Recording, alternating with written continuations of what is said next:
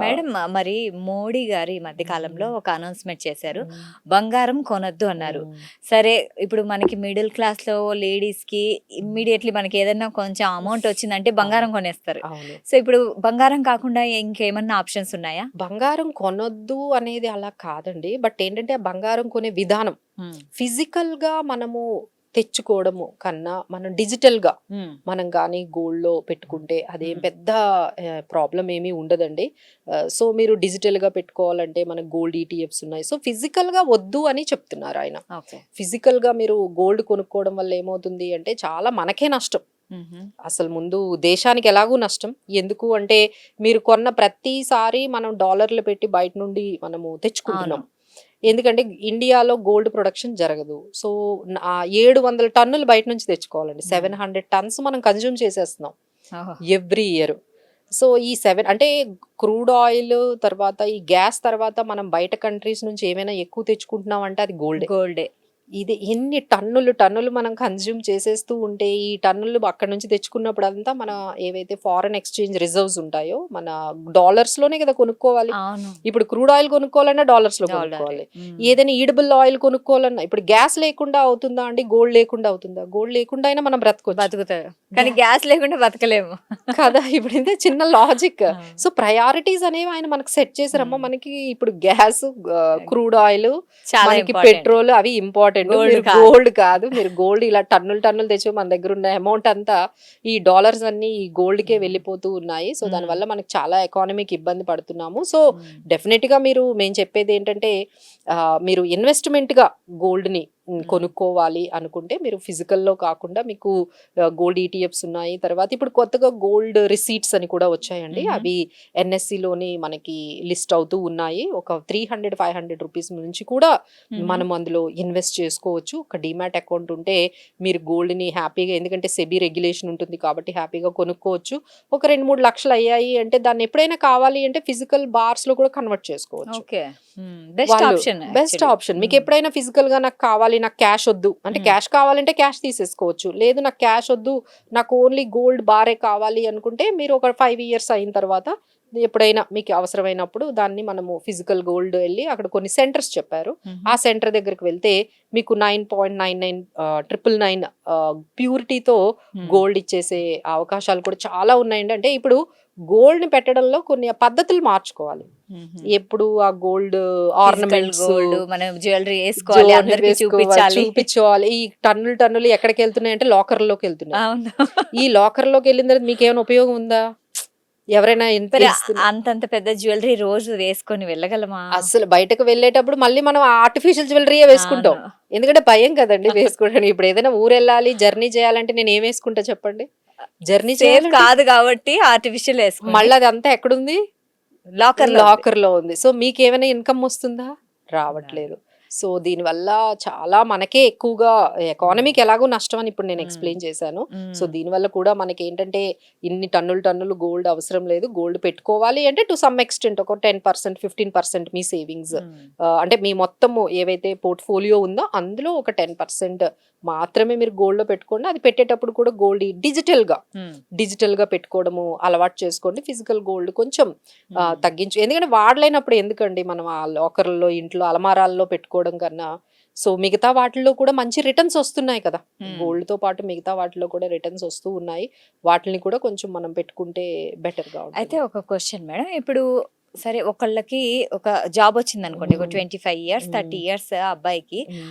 అతను ఫస్ట్ ఇల్లు కొనాలంటారా? లేకుంటే అద్దె ఇంట్లో ఉండడం బెటర్ అంటారా? ఫస్ట్ మనం ఏం చేయాలి అంటే, ఇల్లు కొనడానికి ముందు చాలా థింగ్స్ ఉంటాయండి. హుహు. ఫస్ట్ ఆయన కెపాసిటీ అంటే కొంత అమౌంట్‌ని ముందు గ్యాదర్ చేసుకోవాలి. హ్మ్. ఇంట్లో కూడా చాలా ఫోర్స్ చేసేస్తూ ఉంటారు. నీకు హ్మ్. సాలరీ వచ్చింది, ఇల్లు ఇల్లు కొనుక్కో, కొను. సాలరీ అది వచ్చింది, ఈఎంఐలో. అది ఈఎంఐలో. But that is not true. ఇప్పుడు ఇల్లు కొనుక్కోవాలి అంటే హ్మ్. లోన్ ఎంత ఇస్తారండి? ఓన్లీ 80% ఇస్ వరకే తీసుకోవాలి కూడా. అవును. ఎక్కువ తీసుకోకూడదు. మరి మిగతా 20% డబ్బులేవి?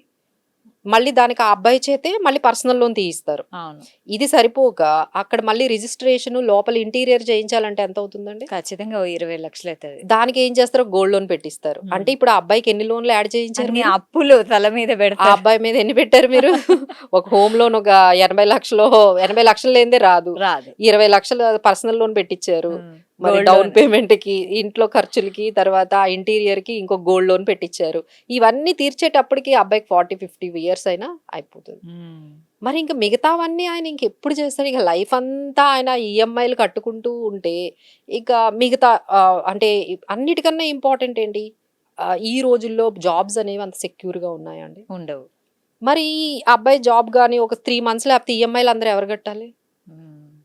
చాలా ఎంత స్ట్రెస్ స్ట్రెస్ ఫీల్ అవును. అవుతారండి. ఆ ఏజ్‌లో హ్మ్. అంత వాళ్ళకి అంత ప్రెషర్ ఎందుకు పెట్టాలి? అవును. ఇప్పుడు బయట సిట్యుయేషన్స్ ఎలా ఉన్నాయి?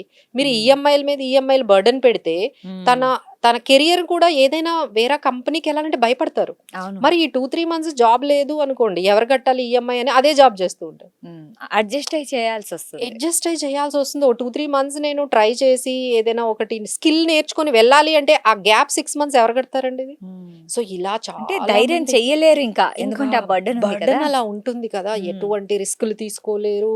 ఎటువంటి ఇన్వెస్ట్‌మెంట్స్ చేయలేరు. ఇంకా వాళ్ళు ఇంక ఇదే అనమాట. ఈ స్ట్రెస్‌లోనే వాళ్ళకి వెళ్ళిపోతూ ఉంటుంది. ఇంకా కొంచెం సాలరీ పెరగానే మ్యారేజ్ అవుతది. ఇంకొంచెం సాలరీ పెరగానే బాధ్యతలు పిల్లలు. పెరిగిపోతాయి. ఇంక హ్మ్. ఏమి ఆయన చేయలేని సిట్యుయేషన్ ఉంటుంది. సో, మనం హ్మ్. ఏం చేయాలి? ముందు వాళ్ళు ఇలా సెటిల్ అవ్వగానే హ్మ్. You should not give this kind of burden. హ్మ్.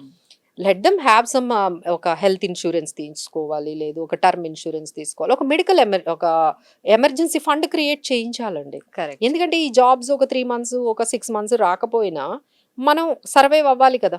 సో, ఒక కరెక్ట్. 10,00,000 చక్కగా పెట్టుకోవడము. లేదు అంటే ఒక ఎస్ఐపీస్ అవన్నీ బిల్డ్ చేసి హ్మ్. అంటే ఒక ఈఎంఐ ఓ 50,000 మాత్రమే తీసుకొని మిగతాదంతా మన ఓన్ మనీ పెట్టుకుంటే ఎంత కంఫర్టబుల్‌గా ఉంటుంది. ఎగ్జాక్ట్‌లీ. అలా కాకుండా అసలు 100% లోన్. హ్మ్. అది ఎంత తప్పండి. తప్పు. సో, హ్మ్. ముందు మనము కొంత let them create certain amount first. హ్మ్. ఒక 5 ఇయర్స్ టైమ్ ఇవ్వండి. టైమ్ ఇచ్చిన తర్వాత కొంత అమౌంట్ క్రియేట్ అయిన తర్వాత అంత బర్డెన్ లేకుండా కొంత వీళ్ళ అమౌంట్‌తో, కొంత ఈఎంఐతో సో దట్ హీ కెన్ హ్మ్. Manage the life. అదర్వైజ్ వాళ్ళకి ఆ స్ట్రెస్‌లో ఇంకా ఎన్నెన్ని మిస్టేక్స్ చేస్తూ ఉంటారు. ఇంకా తర్వాత కార్ కొనుక్కోవాలనిపిస్తది. హ్మ్. ఇలా అప్‌గ్రేడ్ అవుతూ ఉంటారు. ఈఎంఐలు పెరుగుతూ ఉంటాయి. So, this is how they need to plan. First they need to concentrate on హ్మ్. టేకింగ్ ద టర్మ్ ప్లాన్ అనేది ఫస్ట్ హ్మ్. తీసుకోవాలండి. అంత తక్కువ ఏజ్‌లో తీసుకుంటే వాళ్ళకి చాలా తక్కువ అమౌంట్‌కొస్తుంది. ఎమర్జెన్సీ ఫండ్ ఒకటి. ఒక హుహు. 10,00,000 వరకు క్రియేట్ చేయించాలి. ఆ తర్వాత ఎస్ఐపీస్ ఎవ్రీ మంత్ ఒక 20,000, 30,000 వాళ్ళకున్న సాలరీ ఓకే. బట్టి హ్మ్. అలాంటివి చేయిస్తే తర్వాత హ్మ్. గోల్ అనేది సెట్ చేసుకోవాలి. ఇల్లు అనేది ఎప్పుడు తీసుకోవాలి? ఓ 5 ఇయర్స్, 10 ఇయర్స్ మనం ఒక బిల్డ్ చేసుకున్న తర్వాత ఒక అమౌంట్ ఒకటి మనకి కార్పస్ బిల్డ్ అయిన తర్వాత తీసుకుంటే సరిపోతుంది. ఓకే. అయితే మేడం ఫైనాన్షియల్ ఫ్రీడమ్ రావాలంటే ఎలాంటి హ్యాబిట్స్ మనం మార్చుకోవాలి?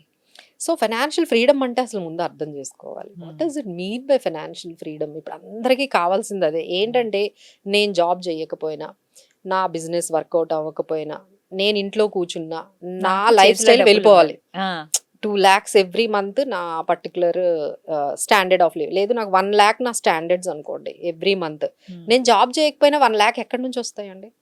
అవును. నేను బిజినెస్ చేయను, జాబ్ చేయను. నేను ఫైనాన్షియల్ ఫ్రీడమ్ కావాలనుకుంటున్నాను. హ్మ్. నేను ఇంట్లోనే కూర్చోవాలనుకుంటున్నాను. So, I don't want to take the stress. యువత ఇప్పుడు అదే కోరుకుంటుంది. అంటే it should not be a burden. హ్మ్. నాకిష్టమైంది చేస్తాను. హ్మ్. అంతేకానీ ఆ 1,00,000 కోసం నేను ఏది పడితే అది చేయను. ఏ వర్క్ పడితే అది చెయ్యను.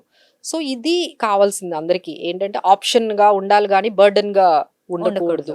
హ్మ్. అలా ఎప్పుడైతే మీకు వచ్చిందో దాన్నే మనం ఫైనాన్షియల్ ఫ్రీడమ్ అంటాము. సో, హ్మ్. ఫైనాన్షియల్ ఫ్రీడమ్ అనేది ఇప్పుడు అందరూ కోరుకుంటున్నారు. అంటే 40 లోనే హ్మ్. ఫైనాన్షియల్ ఫ్రీడమ్ వచ్చేయాలి. అంటే మినిమమ్ అంటే ఇప్పుడున్న ఖర్చులకి, ఇప్పుడున్న సిట్యుయేషన్‌కి ఒక 4, 5 క్రోర్స్ అయితే ఉండాలండి. ఓహ్! మీకు ఫైనాన్షియల్ ఫ్రీడమ్ కావాలి ఓకే. అంటే. ఆ! సో, ఎవరైతే ఈ ప్రోగ్రామ్ చూస్తున్నారో మాకు ఫైనాన్షియల్ ఫ్రీడమ్ కావాలి అనుకుంటే you should aim for 4, 5 crores. హ్మ్. 4, 5 క్రోర్స్ గాని మీరు బిల్డ్ చేసేసుకున్నారు. అది ఎంత ఎర్లీగా బిల్డ్ చేసుకున్నారనుకోండి. ఇక మీరు జాబ్ ఉందా? జాబ్ లేదా? ఈ జాబే చేయాలి. నేను ఆ జాబ్ చేయకూడదు. ఇవంతా లేదు. మీకు జాబ్ ఉన్నా లేకపోయినా బిజినెస్ అవుతున్నా లేకపోయినా మీకు ఆ 1, 2 లాక్స్ వచ్చేస్తున్నాయిగా. హ్మ్. మీకు ఆ 4 క్రోర్స్ ఉండడం వల్ల దాని మీద రెగ్యులర్ ఇన్‌కమే మీకొస్తది. అవును. 2 లాక్స్ పైనే వచ్చేస్తది. So, okay. You have got financial freedom. Okay. మీకిష్టమైతే జాబ్ చేస్తారు. ఇష్టం లేకపోతే చేయరు. It should be an option. It should okay. Not be a burden. So, everyone is looking for that. Sakshi TV ప్రసారాలను నిలిపివేయడం చట్టరీత్యా నేరం. సాక్షి టీవీ ప్రసారాల కోసం మీ స్థానిక కేబుల్ ఆపరేటర్ని వెంటనే సంప్రదించండి.